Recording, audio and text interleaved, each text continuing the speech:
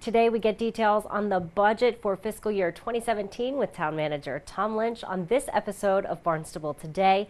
It's Monday, April 11th, 2016. I'm Sarah Mannel.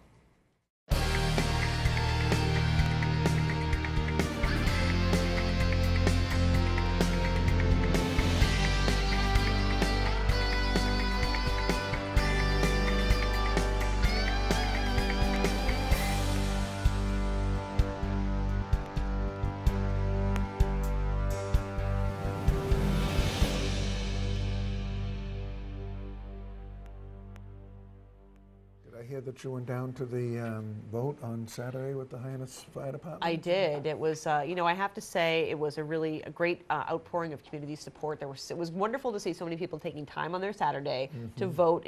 Regardless if they're for or against, it's just good to see people participating in the public process. Well, I think it's important too that people know that, it was a 2/3 vote. So it's meant to be a steep challenge because individuals are taxing themselves, and they need to look at what's the level of service they're getting, what's the quality of the facility they have, and how long will it last. All those questions that I think were vetted over the course of the last year or so. And I'm very pleased that the department won.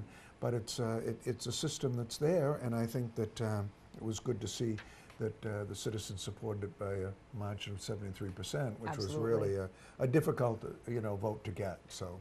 It was Indeed. well done. Not easy at all, but yes, again, good to see so much turnout, and I'm glad for the Hyannis firefighters that they will finally get that new station. Well, and it's not just the residents of Hyannis, but it's all of us who work here during the day, and all our visitors. So it's great to see. Absolutely. Capital improvement plan moving right along with approvals. Well, I would say we probably got through about half of the plan on last Thursday. The schools were supported. All their items went through.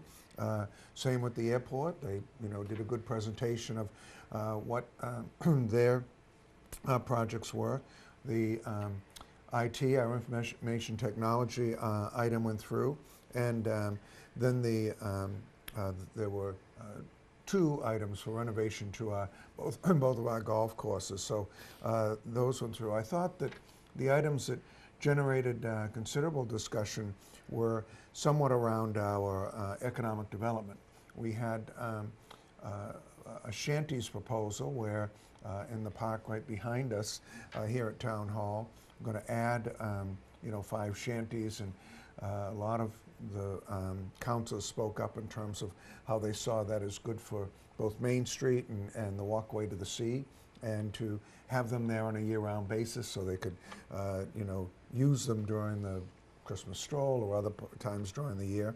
Then the dredging at Gateway Marina, again, an economic development issue right down in the harbor, and that was an expensive item.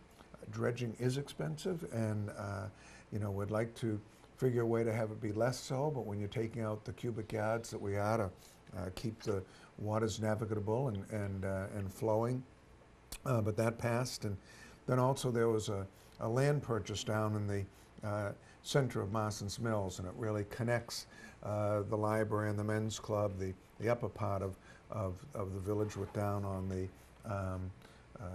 Route 149 in that area. And so we're going in and have been doing redesigning of the village walkway, the sidewalks, things of that nature. And this was a parcel that wasn't originally in the capital improvement plan, but something that councils brought to us and said, look, could we work this in? And it fit with the criteria in the projects that we were pushing. So we'll take the second half up at the next council meeting and see how much progress to make then. Absolutely, and certainly good to see the process moving forward, and I think people are doing well with their presentations, and nice to see again that economic development factor is big when we look at the future. Well, at the same time that we're voting on the capital improvement plan, we've still been working on our operating budget, and that is takes many months. But I thought I'd just give an idea of some of the documentation that we go over on a regular basis. Mark Milne and Bob O'Brien, Finance Director and Budget Director, and Assistant Town Manager Mark Ells and I sit And we'll look at, sheet after sheet of those items that we've been able to break down and try to determine whether they'll be in or out, or how they fit with our overall plan. So for instance, the first thing we look at is the personnel. And it could range from, a part-time person to open a gate at Crocker Neck, which is, an area of town where people go down and visit, but, there's a gateway there, so we're funding that this year. How's that going to operate? All the way up to our Adult Supportive Day program, where, the council want us to maintain that deficit or not, and so that's, well over $100,000 expenditure in personnel that we have to move in. So whenever you're doing personnel changes, large or small, as our departments request them, we review them to justify exactly whether or not they're worthy of including. Sure. And we always try to keep those expenses down. And then, of course, we go into all of our operating expenses. So they can be recurring, we see them every year, or they can be just a one-time expense. And again, they can range from a flu vaccine. The cost of flu vaccine went up, and we like to provide that service to our residents, all the way up to increasing the number of catch basins that we do. And again, we're looking at the town council's budget, the town manager's budget, administrative services, DPW, the police, all the way through for each of these personnel or operating expenses. Then again, the third thing we're looking at is operating capital. So while we're doing the operating budget, the capital improvement budget now, items that fall below the threshold for bonding, right. We have an operating capital portion of the operating budget. So that'll include something like new cruisers for the police department. We know that's something we're often replacing on a regular basis because they go 24/7. It's the officers for the patrolmen right out in the street all the time. So we have things like that. And then we go through all of our enterprise accounts. And while the enterprise accounts have their own separate funding source, generally fees or other ways of bringing revenue in, at the same time, we need to be sure that they're operating in the black, their expenses are in line.